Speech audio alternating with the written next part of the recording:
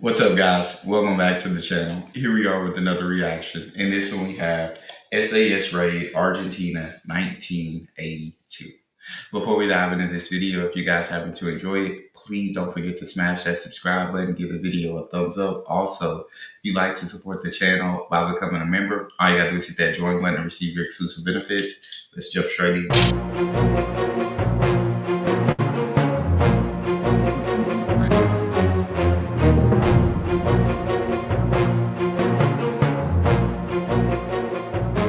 The loss of the British destroyer HMS Sheffield on the 4th of May 1982 came as a great shock to the British Sorry about the beeping.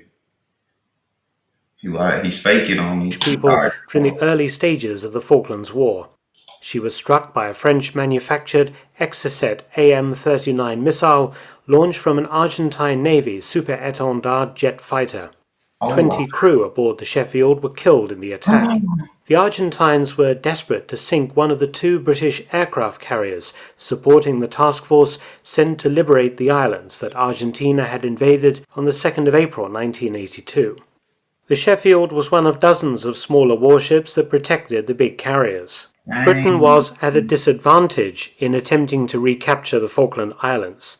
The Argentine Air Force and Naval Air Force had between them around 180 fast jets, opposing just 21 Royal Navy Sea Harriers aboard the two aircraft carriers Hermes and Invincible.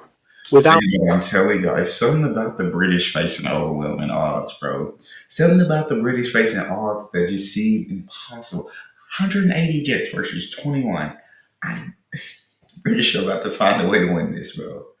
It's insane to me. That's what, 9-1 on jets? 9 jets versus 1. That's the ratio. Britain's about to overcome this.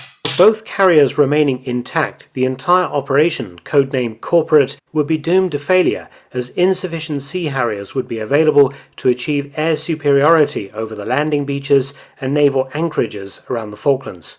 Argentina knew this, and the British carriers remained the priority target for its handful of sophisticated super-étendards and the handful of Exocet missiles Argentina possessed. Apart from the super-étendards, the bulk of Argentina's air strength was rather outdated 1960s and 70s aircraft, Mirages, Daggers and Skyhawks, armed with conventional bombs. They launched almost suicidal low-level attacks on British shipping to attempt to disrupt landing preparations. But only the super-étendards and their Exocet missiles were capable of taking on the carriers and sinking them.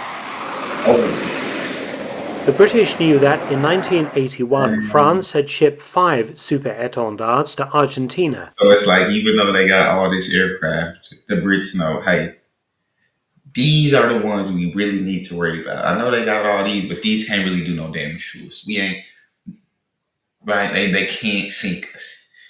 These specific ones had a capability of sinking us. So these are who we need to be worried about. The 2nd Naval Squadron was based 400 miles west of the Falklands at an airbase on the Rio Grande in Argentina.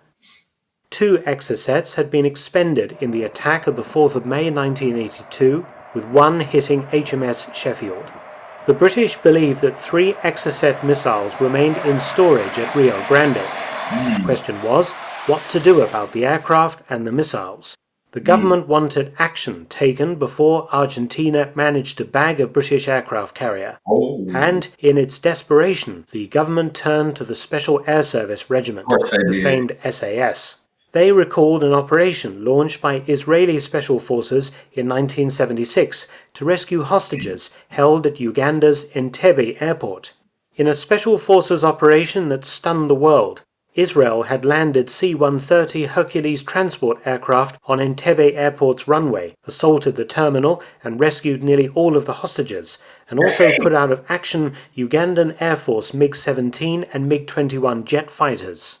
Taking their cue from the Israeli operation, the SAS hatched a plan to fly 2 RAF Hercules transport planes from Ascension Island in mid-Atlantic, another British colony, refueling them air-to-air all the way to Argentina, The C-130s would carry 55 heavily armed SAS.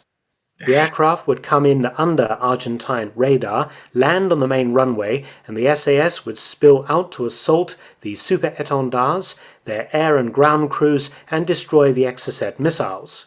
That's insane. You see, when they call in that SAS, that's the big dogs. That's the final boss, right?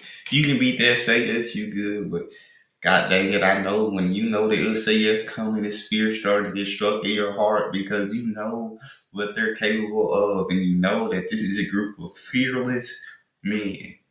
And yeah, this. Oof. I already know what's gonna happen. I already know what's gonna happen. If the C-130s were still in flying condition after this, the force would then mount up and fly to the Chilean airbase at Punta Arenas, Chile being Britain's closest South American ally at the time. If the C-130s were wrecked, the SAS and the air crews would grab whatever transport they could find, and wild geese style would hell for leather the 50 miles to the Chilean border with half the Argentine army and air force at their heels. To many in the SAS, this operation, codenamed Micardo, had all the hallmarks of a suicide mission, and there was some resistance. However, before Micardo would be considered for activation, the SAS needed eyes on the ground in Argentina. They needed to insert a reconnaissance team to watch the super-étendards airbase to allow proper planning to be conducted for the main raid.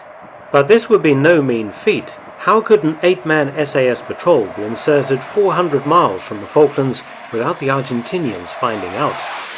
Eventually, this operation, codenamed Plum Duff, would That's something I wonder because I wondered how they did it. They said they got it from somebody else. How did Israel do it? Like, how do you get that close without being like noticed on radar?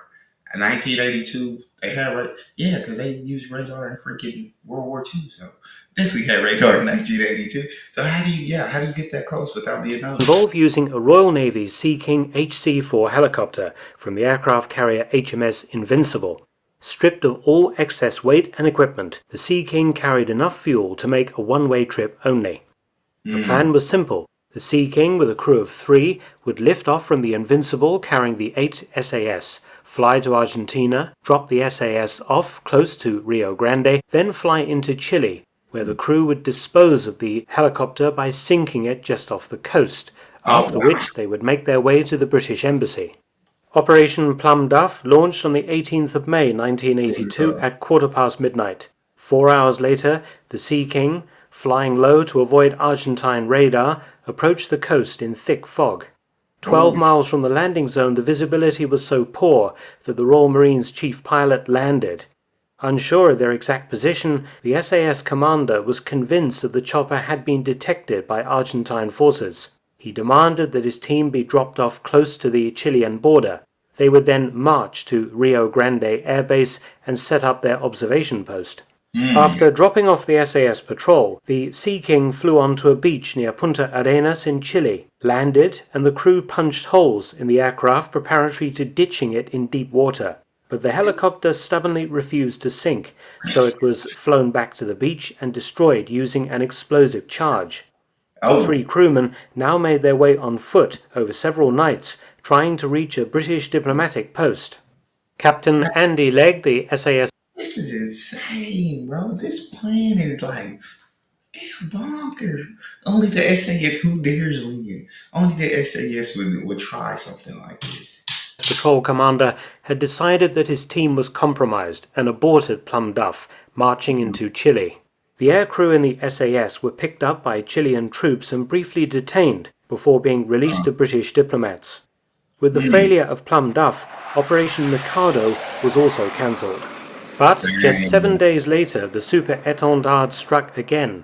2 Exocet missiles were decoyed away from the carriers and struck the valuable cargo ship Atlantic Conveyor, which was loaded with helicopters and stores. But ultimately, the Argentines never managed to get near one of the British aircraft carriers, and the war finished before Argentina could mount another Exocet attack with its remaining missile.